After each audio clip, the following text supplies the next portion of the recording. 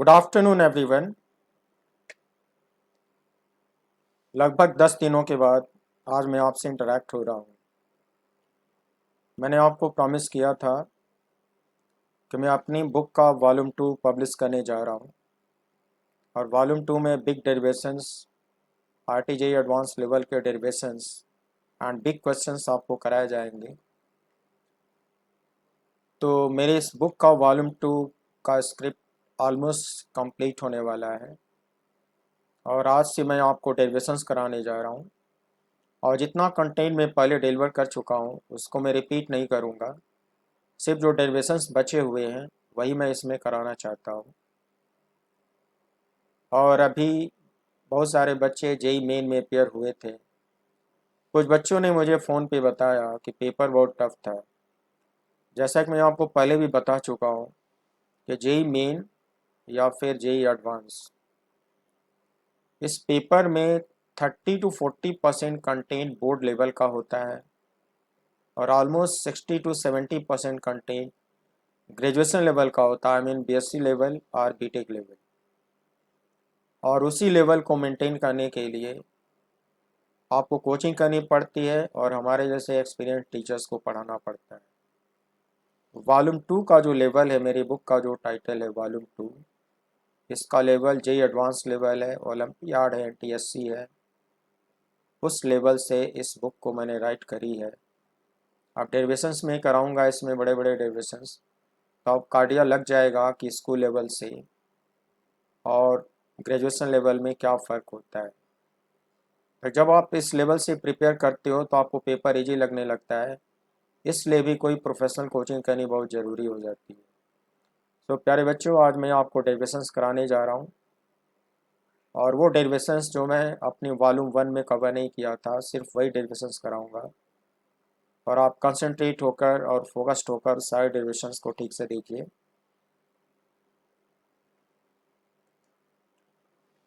तो आज जो मैं डेरिवेशन कराने जा रहा हूँ उसका फर्स्ट टॉपिक है electrostatic potential due to a point charge.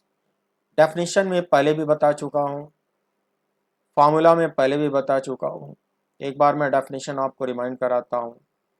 The electric potential at a point due to a stationary point charge is defined as the work done by an external agent in carrying a unit positive test charge from infinity to that point very slowly in the absence of gravity and friction. So बच्चों, जो statement हम लोग यहाँ पे right करे हुए हैं, जो डेफिनेशन बनाते वक्त स्टेटमेंट दिया जाता है, उसी प्रोसीजर को फॉलो किया जाता है डिराइव करते वक्त। इस डायग्राम में एक पॉइंट चार्ज दिखाया हूँ जो किसी पॉइंट ओ पे सिचुएटेड है, प्लस क्यू पॉइंट चार्ज है, उससे स्मॉल आर डिस्टेंस पे कोई अनदर पॉइंट पी है। मुझे पॉइंट पी पर डिराइव करना है electrostatic potential due to the given point charge plus q. तो इसका फॉर्मूला मैं पहले ही बता चुका हूँ कि डिराइव करने पर इसका फॉर्मूला आता है potential at point P comes out 1/4 pi epsilon naught के into q by r volt, where K is dielectric constant of the medium in which this point charge is placed.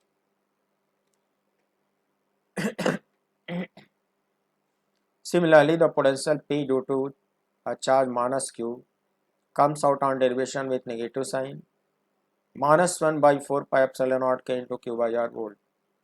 So come to derivation, I mean proof. See the below figure. बच्चों, इस figure में मैं stationery point charge plus Q show किया हूँ और odd distance पे कोई point P दिखाया हूँ। मुझको यहाँ पे पोटेंशियल डिराइव करना है। तो डेफिनेशन में हम लोग जो स्टेटमेंट बनाए हैं उसी को मैं फॉलो करने जा रहा हूँ। यूनिट पॉजिटिव टेस्ट चार्ज की जगह पे एक positive test charge q naught ले रहा हूँ। ये यूनिट नहीं है, ये क्यू नॉट है। माना जाएगा कि ये जो positive test charge q naught है पहले इन्फिनिटी पर था। आई मीन प्लस क्यू से उसका डिस्टेंस शुरू में इन्फिनिटी पर था। अब उस क्यू नॉट को मैं कौन हूँ? Agent, external agent. मैं इन्फिनिटी पर जाता हूँ क्यू नॉट को पकड़ लेता हूँ और very slowly in the absence of gravity and friction बहुत धीरे धीरे उसको लेकर आता हूँ, बहुत धीरे धीरे, डेड स्लो मोशन, और उसको लेकर आता हूँ और लाकर पॉइंट पी पर प्लेस कर दूंगा। इस प्रोसेस में मैं वर्क करूंगा और जितना भी वर्क मैं करूंगा वो उस चार्ज का यहाँ पर टोटल वर्क निकालूंगा। उसके बाद फिर यूनिट पॉजिटिव टेस्ट चार्ज को लाने में जो वर्क है वो कैलकुलेट करूंगा। तो कैसे करूंगा, पहले तो मैं क्यू नॉट को ला रहा हूँ वेरी स्लोली, स्लोली ला रहा हूँ, और मोशन के दौरान किसी मोमेंट पर मैं इस पॉइंट से गुजर रहा हूँ और इस पॉइंट का प्लस क्यू से जो पोजीशन वेक्टर है, वेक्टर नोटेशन में वेक्टर आर है, इस पॉइंट पर इस प्लस क्यू की वजह से एक कूलम्बिक रिपल्सन फोर्स लगेगा। ये पॉजिटिव है तो रिपल्शन होगा, ये इलेक्ट्रोस्टैटिक नेचर का फोर्स होगा, ग्रेविटी लेना नहीं है, फ्रिक्शन लेना नहीं है, ये नेचुरल इलेक्ट्रोस्टैटिक रिपल्सन फोर्स इस पर लगेगा और कूलम्ब्स लॉ से ये गवर्न होगा। प्यारे बच्चों, डेफिनेशन में इसकी वेरी स्लो मोशन की बात करी जाती है। वेरी स्लो मोशन का मतलब इसका एक्सेलेरेशन ऑलमोस्ट जीरो। सो न्यूटन सेकेंड लॉ कहता है कि जब एक्सेलेरेशन ऑलमोस्ट जीरो हो जाएगा तो इस पर नेट फोर्स भी जीरो होना चाहिए। बच्चों, नेट फोर्स जीरो होगा कैसे? मैं एजेंट हूँ, मैं इसके ऊपर लेफ्ट डायरेक्शन में equal and opposite force apply करूँगा। ये फोर्स मैं एजेंट अप्लाई करूँगा और ये इक्वल एंड अपोजिट होगा, I mean magnitude equal to mod of F E and direction just opposite.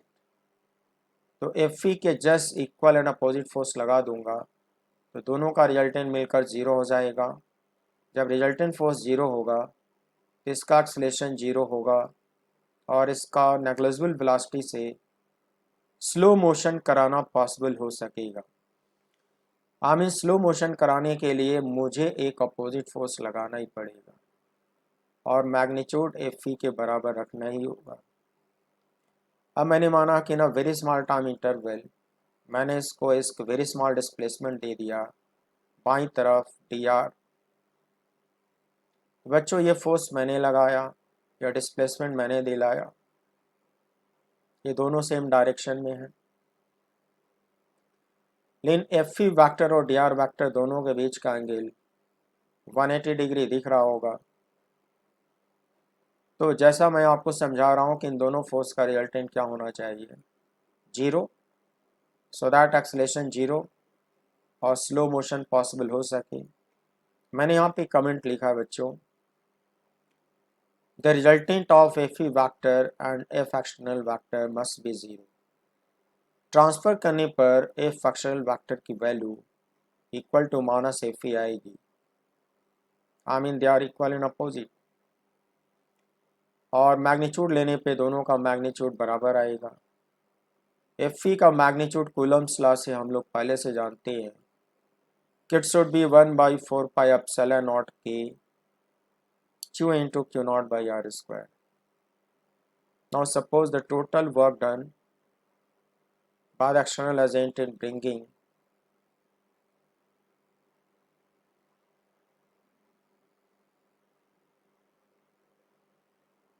plus q naught from infinity to point P very slowly in the absence of gravity and friction is denoted by delta W external.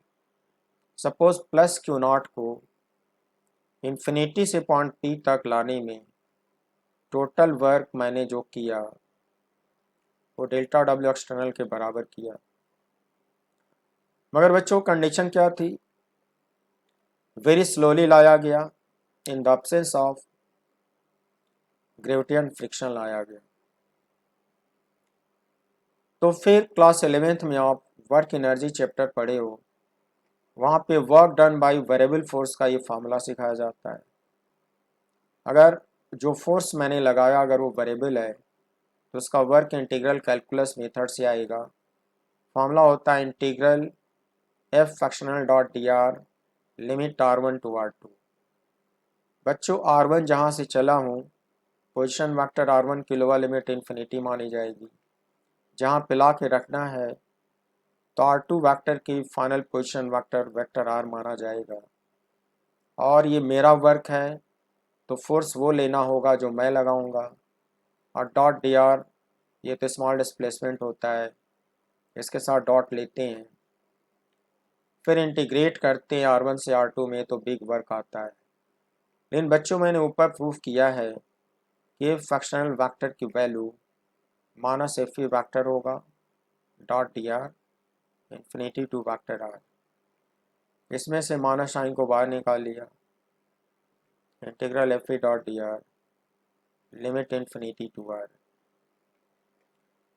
अब प्यारे बच्चों F dot dr को open करोगे, कैसे लिखते हो? Modulus of F modulus of dr into cos theta. बच्चों diagram में दिखाया हूँ, ये दोनों वेक्टर अपोजिट हैं, थीटा 180 है, it should be cos 180 limit infinity to dr। तो प्यारे बच्चों जब यहाँ dr का मॉड लिखते हो तो dr स्केलर फॉर्म में आता है, तब जो लिमिट है वो उसको स्केलर में बदलनी पड़ती है। तो इन्फिनिटी से एरो हटा दिया, वेक्टर आर से एरो हटा दिया, जब ये वेरिएबल यहाँ स्केलर में आएगा तो उसका लिमिट भी स्केलर में लिखा जाएगा। ये मैथमेटिकल बाउंडेशन होता है। टेफी का मैग्नीट्यूड ऊपर मैंने लिखवाया है कुलम्ब्स लॉ से, उसको यहाँ ला के पुट कर दिया हूँ। डिस्प्लेसमेंट वेक्टर dr का मैग्नीट्यूड माइनस dr होगा, cos 180 माइनस 1 होगा, लिमिट इन्फिनिटी टू r होगा। प्यारे बच्चों dr वेक्टर का मॉड माइनस dr क्यों लिखा हूँ? क्योंकि ये जो dr है ये स्केलर फॉर्म में है और ये जो स्केलर dr है वो नेगेटिव होगा। नेगेटिव क्यों होगा? क्योंकि dr का मतलब R2 माइनस R1। और डायग्राम देखो कि तुम उसको करीब ला रहे हो, तुम प्लस क्यू नॉट को बाईं तरफ ले जा रहे हो। ये जो वेक्टर आर का मैग्नीट्यूड है जिसको स्मॉल आर कहते हैं, ये लगातार घटेगा, आई मीन डिक्रीज होगा।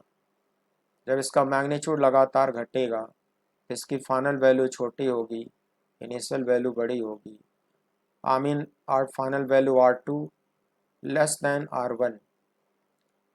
यहाँ पे ये जो स्केलर dr लिखा हो इसको मैथ में कहते हैं R2 minus R1।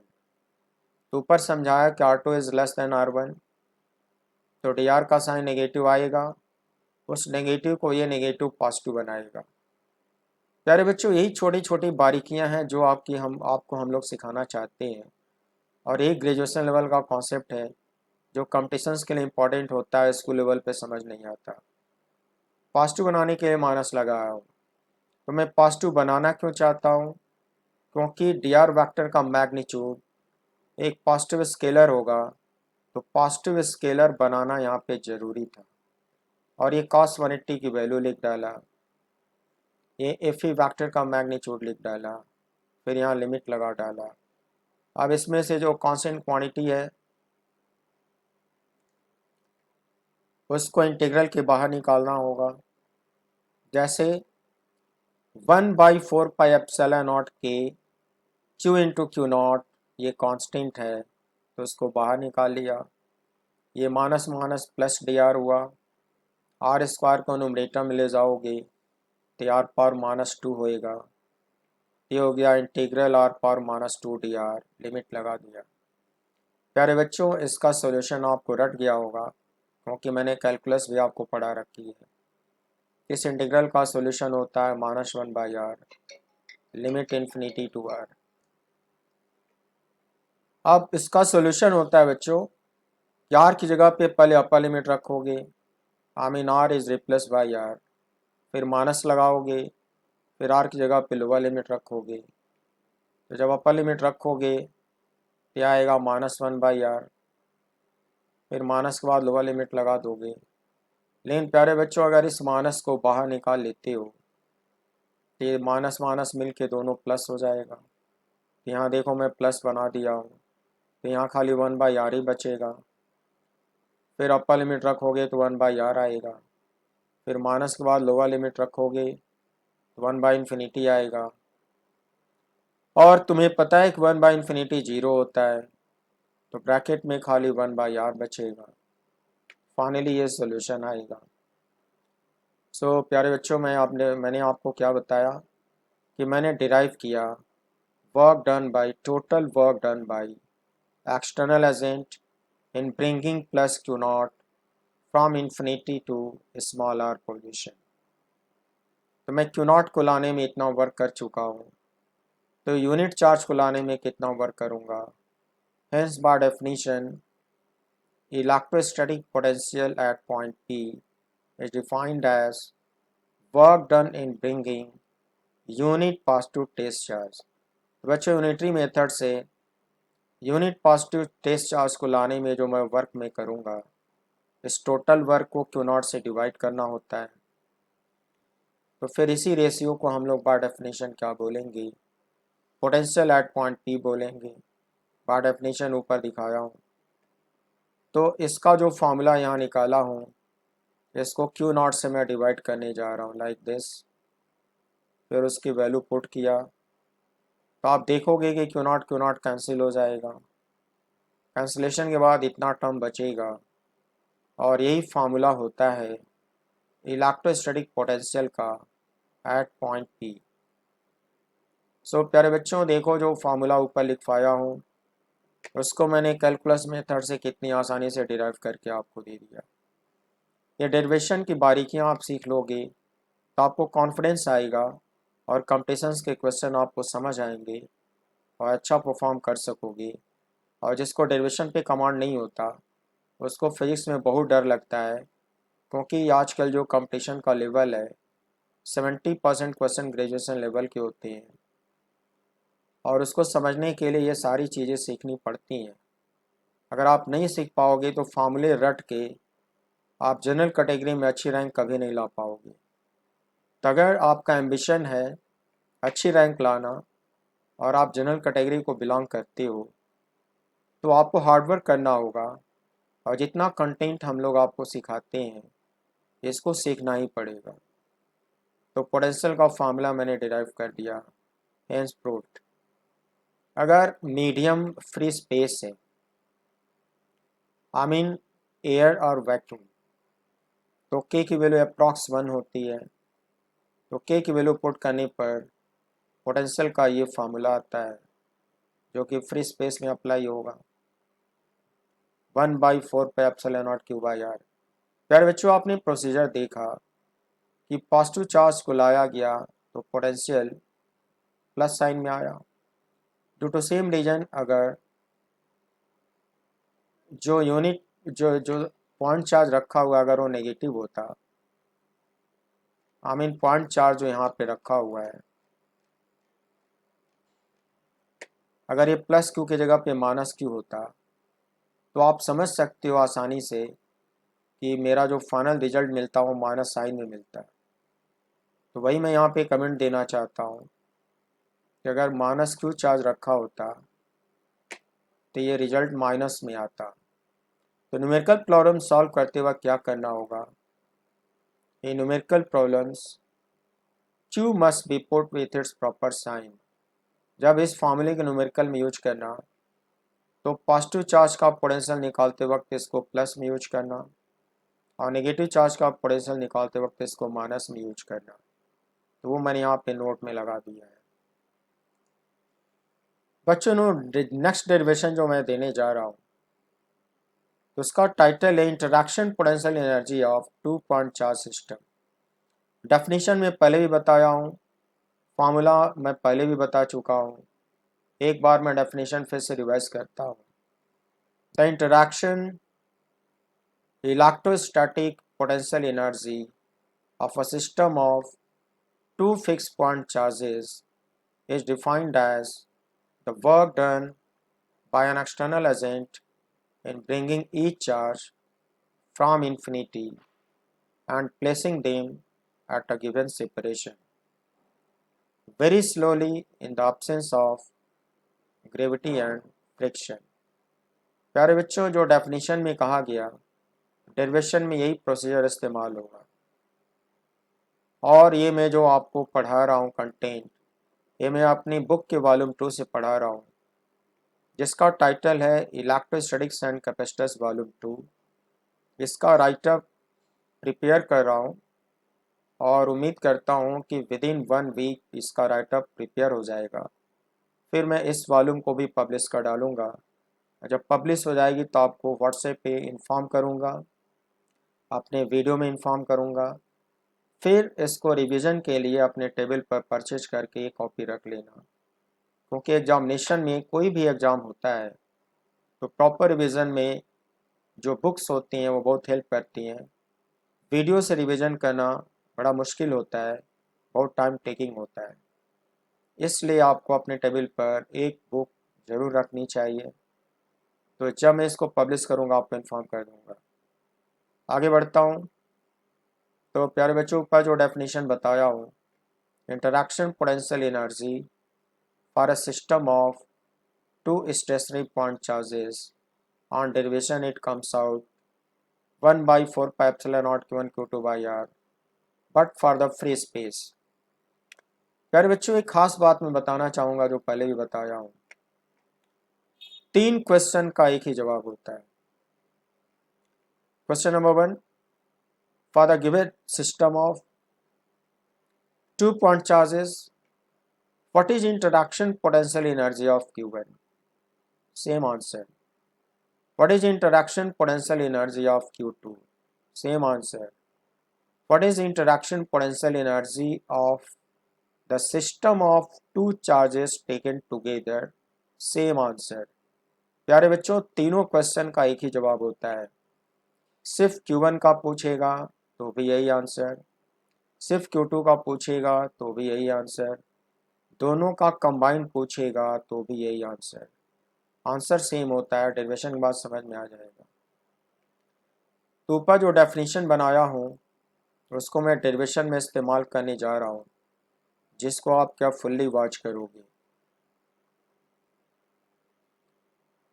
Suppose the 2 point charges Q1 and Q2 are separated to infinity as shown in figure 1 given below। प्यारे बच्चों यहाँ पे 2 पॉइंट ए और बी दिखाया गया, डिस्टेंस स्मॉल आर दिखाया गया, यहाँ पे Q1 रखा हुआ था, यहाँ Q2 रखा हुआ था, और इसी सिस्टम का इंटरैक्शन पोटेंशियल एनर्जी आपसे पूछा गया था। तो डेफिनेशन के हिसाब से माना जाएगा कि Q1 पहले इन्फिनिटी पर था, Q2 दूसरी तरफ इन्फिनिटी पे था, Q2 का B से डिस्टेंस इन्फिनिटी है, Q1 का पॉइंट ए से डिस्टेंस इन्फिनिटी है। प्यारे बच्चों दोनों को एक साथ नहीं रखा जाए। डेफिनेशन का मतलब है कि शुरू में ये दोनों अलग अलग डायरेक्शन में इन्फिनिटी पर रखे हुए थे, उसके बाद मैं एजेंट हूँ, एक्सटर्नल एजेंट हूँ, 1 बाई 1 बारी बारी से पहले Q1 को इन्फिनिटी से ले आता हूँ। फिगर 2 पे कंसंट्रेट करो। Q1 को इन्फिनिटी से ला के पॉइंट ए पे रखता हूँ, और इस प्रोसीजर में माना कि मैंने वर्क किया डेल्टा W1। उसके बाद फिगर 3 में देखो, Q1 को मैं ला चुका हूँ, डेल्टा W1 वर्क कर चुका हूँ।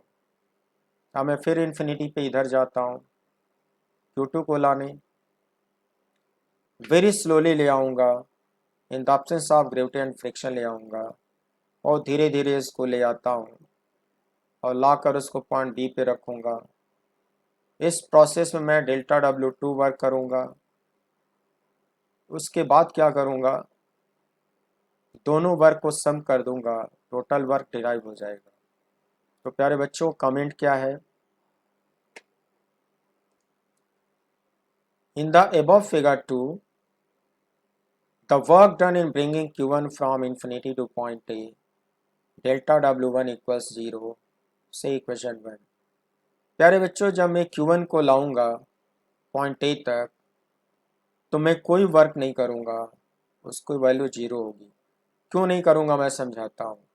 फिगर 2 पे फोकस करो, मैं धीरे धीरे इसको ला रहा हूँ, माना कि किसी मोमेंट पर यहाँ तक ला चुका हूँ।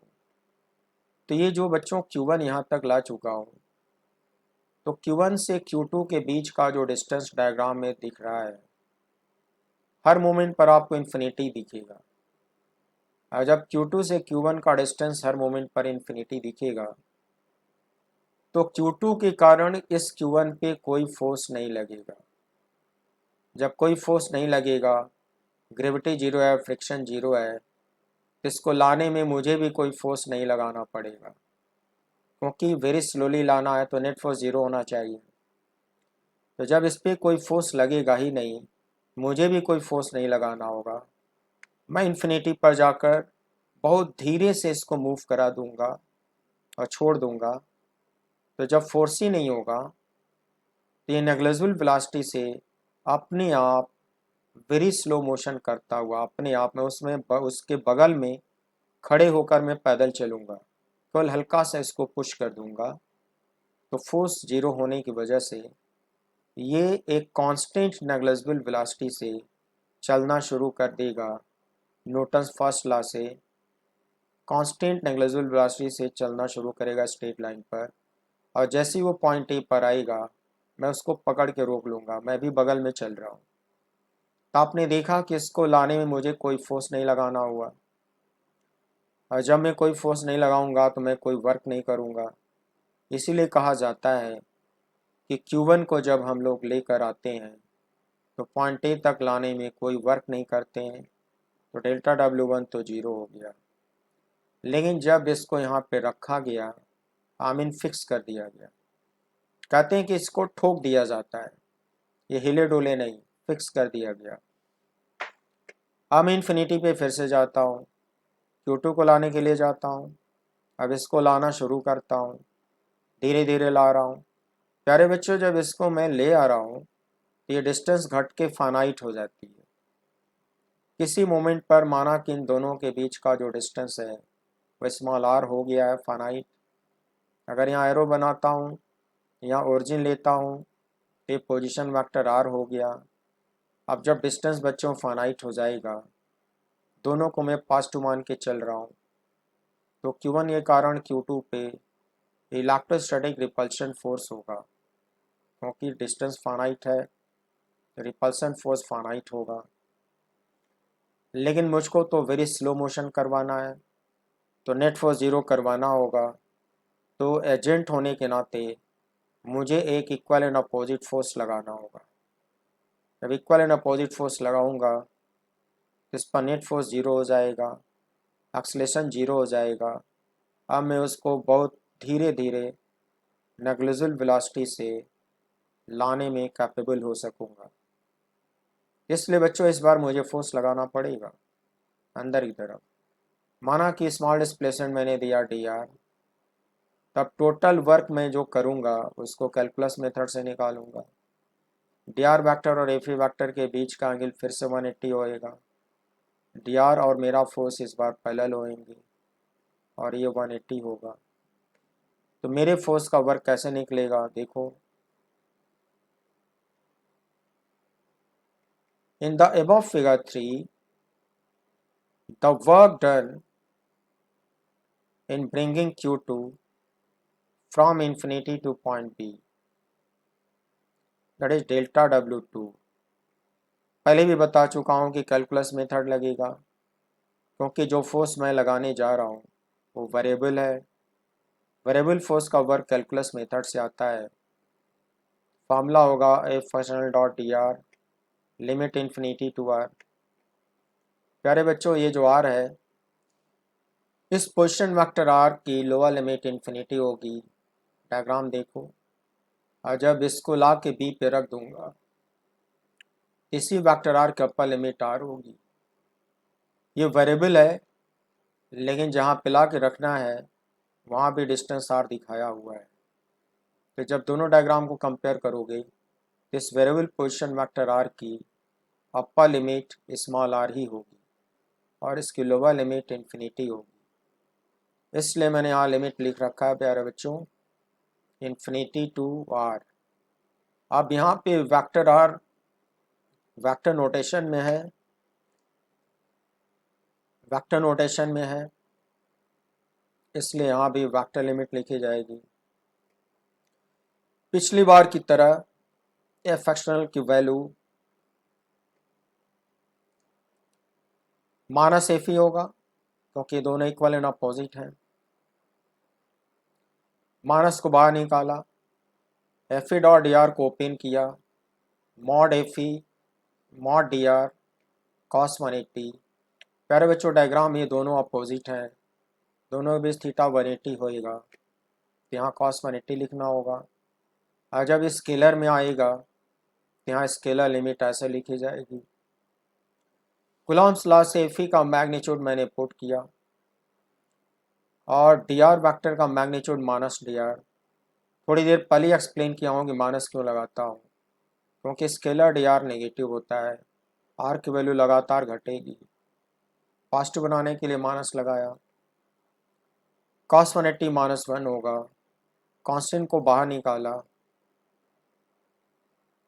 और आर पावर 2 को ऊपर ले गया, लिमिट लगा दिया। अब इसका इंटीग्रल पहले भी बता चुका हूँ, -1/r होगा, लिमिट लगा दिया, माइनस को बाहर निकाला, प्लस हो गया, अपर लिमिट पुट किया 1/r, फिर माइनस के बाद लोअर लिमिट पुट किया 1/∞।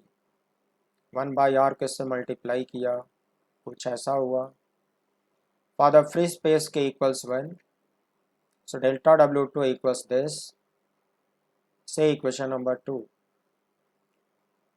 So प्यारे बच्चों, hence the total work done by the external agent delta W external equals delta W1 plus delta W2, then putting their values from equation 1 and equation 2 we have, प्यारे बच्चों delta W1 0 और delta W2 की ये value ला के रख दिया, total sum इतना आएगा। Now this is total work done, got it.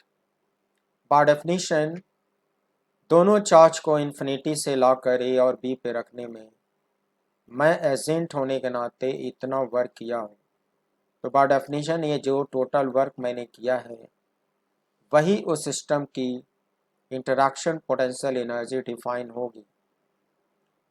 So you interaction equals delta W external, उसकी वैल्यू ला के रख दिया। तो देखो बच्चों ये फार्मूला मिल गया, ऊपर यही फार्मूला सिखाया हूँ। Now this is proved, got it. देखो इसका भी डेरिवेशन मैंने करा दिया आपको, कितनी आसानी से हो गया। सो प्यारे बच्चों अगला डेरिवेशन होगा electric field due to an electric dipole. तब मैं पहले भी डिस्कस कर चुका हूँ कि इसमें कुल 3 पोजिशंस होते हैं, इन डाउन और axial position, broad side on और equatorial position, inclined or oblique position. So now your first setting is intensity of electric field at a point P on the axis of a dipole in down position। बच्चों free space में derive करने पर electric field का ये formula आता है। Short dipole में माना जाता है कि R is much greater than L, इसकी तुलना में इसको 0 मान लेते हैं, R पावर 4 को कैंसिल आउट कराते हैं तो इतना आता है। तो फार्मूला तो मैं बता चुका हूँ, डेरिवेशन कराने जा रहा हूँ, इस डायग्राम को समझ लो। ये एक बिग डाइपोल है, -q + q and the distance between two is 2l, centre is O, electric dipole moment vector P from -q to +q पहले से पता है। बच्चों इस ब्लू कलर की लाइन को एक्सिस ऑफ द डाइपोल बोलते हैं और इसी एक्सिस पे यहाँ कोई पॉइंट P है, यहाँ इलेक्ट्रिक फील्ड को डिराइव करना है। इस पॉइंट P का डाइपोल के सेंटर से एक पोजीशन वेक्टर डिफाइन करते हैं डिनोटेड बाय वेक्टर R। इसको डिराइव करने के लिए देखियो क्या करते हैं, प्रूफ देखो, proof see the below figure. प्यारे बच्चों अगर पॉइंट P पे मैं यूनिट पॉजिटिव टेस्ला +1 पुट करूं, +1 पे +q का एक रिपल्शन फोर्स होगा और वो रिपल्शन फोर्स राइटवर्ड होगा, इज इट। इसको डिनोट किया जाएगा E+, यहाँ प्रिंटिंग एरर है मैं करेक्शन कर लूँगा, E+ होगा, सिंबल इसका होगा E+। प्यारे बच्चों +q का P से डिस्टेंस छोटा है तो फार्मूले के हिसाब से इलेक्ट्रिक फील्ड का मैग्नीट्यूड बिगर होगा, और because of this minus Q, इसका इस पॉइंट P पर जो इलेक्ट्रिक फील्ड होगा वो अट्रैक्शन होगा, तो डायरेक्शन लेफ्टवर्ड होगा, और ये डिस्टेंस लार्ज है तो इस इलेक्ट्रिक फील्ड का मैग्नीट्यूड छोटा होगा। इसका सिंबल होगा E माइनस, माइनस यहाँ पे मिसिंग है, मैं करेक्शन कर लूँगा, लेकिन मैग्नीट्यूड छोटा होगा, डायरेक्शन लेफ्ट होगा। उसके बाद बच्चों इन दोनों इलेक्ट्रिक फील्ड का रिजल्टेंट होगा, वही मुझे डिराइव करना है। तो दो अपोजिट वेक्टर का जो रिजल्टेंट होता है वो बिगर वेक्टर के डायरेक्शन में होता है। ये बिगर वेक्टर है तो दोनों का रिजल्टेंट राइटवर्ड आएगा, उसको नेट इलेक्ट्रिक फील्ड ही लिखा जाएगा। और वेक्टर मेथड से जब मैग्नीट्यूड डिराइव करते हैं तो इन दोनों के मैग्नीट्यूड के डिफरेंस के बराबर आता है।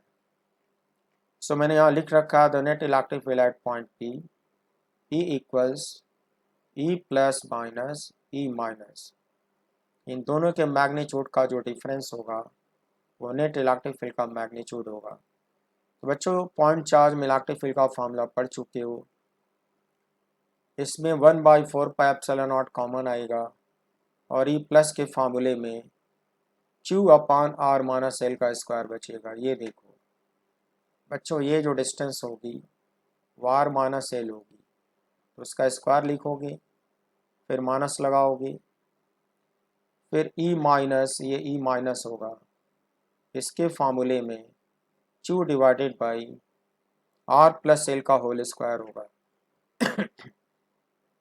प्यारे बच्चों, माइनस Q और पॉइंट P के बीच का डिस्टेंस ध्यान से देखो, वो R+L होगा। सो R+L का होल स्क्वायर यहाँ रखोगे, यहाँ से Q को कॉमन ले लोगे, जो बचेगा उसको ब्रैकेट में लिखोगे, फिर सिंप्लीफाई करो, इसको 1 में मल्टीप्लाई करो, इसको 1 में मल्टीप्लाई करो, फिर सब्ट्रैक्ट करो। इतनी अलजेब्रा आपको आती है, सॉल्व करने पर ऊपर 4RL आता है, फिर इन दोनों को मल्टीप्लाई करेंगे तो LCM आता है, मल्टीप्लाई करके कुछ ऐसा आएगा। फिर प्यारे बच्चों Q को अंदर ले आते हैं, 2 को अलग करते हैं, Q इंटू 12 को अलग करते हैं, फिर इंटू R लिखते हैं, इसको रिपीट करते हैं। Q into 12 electric dipole moment P का मैग्नीट्यूड होता है, डिनोमिनेटर में यहाँ 2PR आता है, डिनोमिनेटर को रिपीट करते हैं और ये नेट इलेक्ट्रिक फील्ड का मैग्नीट्यूड डिराइव हो जाता है। अब इसको वेक्टर नोटेशन में कैसे लिखते हैं, P पैरो लगा देते हैं, E पैरो लगा देते हैं, सब कुछ वैसे ही लिख डालते हैं। प्यारे बच्चों, ये वेक्टर मेथड से ऐसा क्यों लिखा गया, क्योंकि वेक्टर P का ये जो कोफिशिएंट होता है इतना, देख के लगता है कि पॉजिटिव स्केलर है, तो वेक्टर P का कोफिशिएंट अगर पॉजिटिव स्केलर है तो वेक्टर की थ्योरी कहती है कि ये दोनों वेक्टर आपस में पैरेलल होंगे, E vector parallel to P vector, तो केवल एरो लगा देने से ये काम हो जाता है, क्योंकि ये दोनों आपस में पैरेलल है। ये भी राइटवर्ड था, ये भी राइटवर्ड था, तो पैरेलल तो होंगे ही होंगे। तो प्यारे बच्चों, ये वेक्टर नोटेशन में आ गया। अब शॉर्ट डाइपोल के लिए क्या करोगे, शॉर्ट डाइपोल का जंक्शन होगा कि जो हाफ लेंथ होगा that should be very much less than small r। इस फार्मूले में इसके कंपेरिजन में इसको 0 मान लेते हैं, क्योंकि नेग्लिजिबल होगा। R⁴ बचेगा, उसको R से कैंसिल कराएंगे तो नीचे R³ आएगा। सो प्यारे बच्चों, इलेक्ट्रिक फील्ड का ये फार्मूला आएगा। डन। वेक्टर नोटेशन में कैसे राइट करोगे, P पैरो लगा दो, E पैरो लगा दो, तो ये वेक्टर फार्मूला बन गया। P का कोएफिशिएंट पॉजिटिव स्केलर है, ये दोनों वेक्टर पैरेलल होंगे, डायग्राम में पैरेलल दिख भी रहा है, इस तरह से डिराइव हो जाता है। एक्सियल पोजीशन का इलेक्ट्रिक फील्ड का डेरिवेशन तो मैंने सिखा दिया।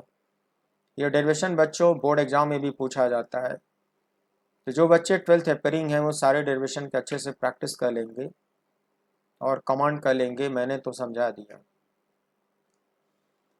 प्यारे बच्चों, 10 दिनों के बाद लगभग आज मैं आपसे इंटरेक्ट हुआ हूँ और मैं अपना काम फिर से शुरू कर रहा हूँ। जेई मेन हो चुका है, फिर जेई मेन होने वाला है। अगले जेई मेन तक मैं आपको पढ़ाता रहूँगा और वीडियो पोस्ट करता रहूँगा। तो आज टाइम ज़्यादा हो रहा है, इसलिए इस एपिसोड को मैं यहीं पे कंप्लीट कर रहा हूँ। मैं उम्मीद करता हूँ कि आपने इस वीडियो को एंजॉय किया होगा। अगर आप बहुत सीरियस रहोगे, फोकस और कॉन्सेंट्रेट रहोगे, तो आप सचमुच एंजॉय करोगे।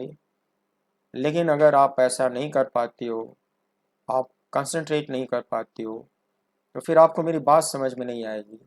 फिर आप मेरे अगेंस्ट हो जाओगे, आप मुझे डिफेम करोगे। इसलिए मैं आपसे बार बार रिक्वेस्ट करता हूँ कि मेरा कोई भी वीडियो अगर आप देखते हो, शुरू से लास्ट तक सीरियसली देखो, विदाउट डिस्टर्बेंस। और किसी भी चैप्टर में एंट्री लेते हो तो उस चैप्टर के सारे वीडियो पहले रिवाइज कर लो शुरू से प्लेलिस्ट में जाकर। और जो मैथमेटिक्स इसमें मैं यूज करता हूँ इस चैप्टर में या किसी भी चैप्टर में, उसके लिए आपको प्लेलिस्ट में जाकर फिजिकल मैथमेटिक्स के सारे वीडियो सीक्वेंस में देखने होंगे। तब जाके मैथ की पूरी बात समझ में आएगी। समझ में आएगी तो आपको अच्छा लगेगा। लेकिन फिजिकल मैथमेटिक्स अगर आपका अपडेट नहीं है तो मैथमेटिकल पार्ट आपको बिल्कुल समझ नहीं आएंगे। फिर आप मेरे अगेंस्ट हो सकती हो। जैसे मैं आपसे रिक्वेस्ट करता हूँ कि जो कुछ ही मैं आपको समझाता हूँ अकॉर्डिंगली वर्क करो, और आप ज़रूर समझ पाओगे, क्योंकि मैं बहुत स्लोली और ग्रेजुअली समझाता हूँ, स्टेडी तरीके से समझाता हूँ, हड़बड़ी नहीं करता, और आपको फ़ायदा ज़रूर होएगा। तो प्यारे बच्चों, इतनी देर तक मेरे साथ पेशेंस के साथ बने रहने के लिए thank you very much and wish you good day. See you again.